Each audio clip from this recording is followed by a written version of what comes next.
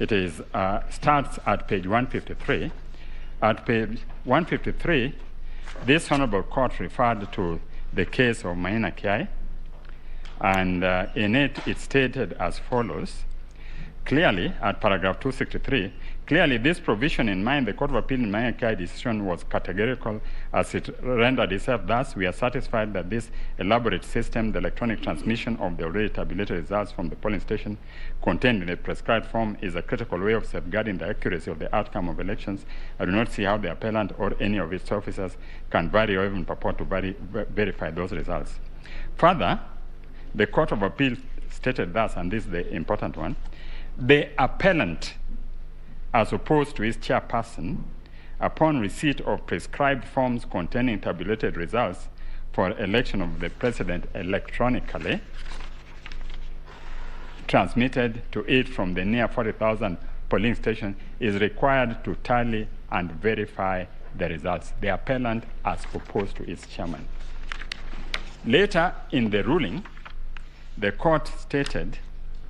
that it was further argued, that is paragraph 293, it was further urged in court by a number of counsel for the first and second result that disregarding from 23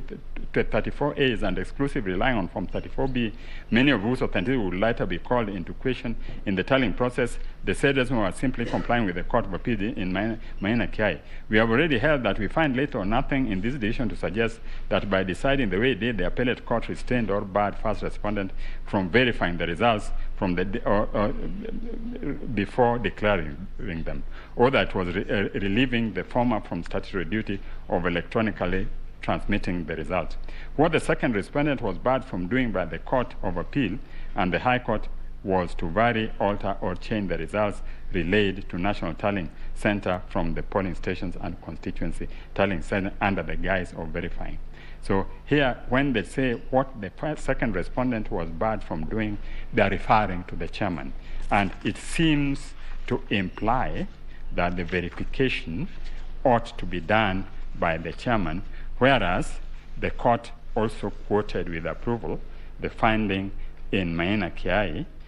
to the extent that the appellant, as opposed to his chairperson, upon the receipt of prescribed form containing tabulated results of election of president electronically transmitted, is required to tally and verify them.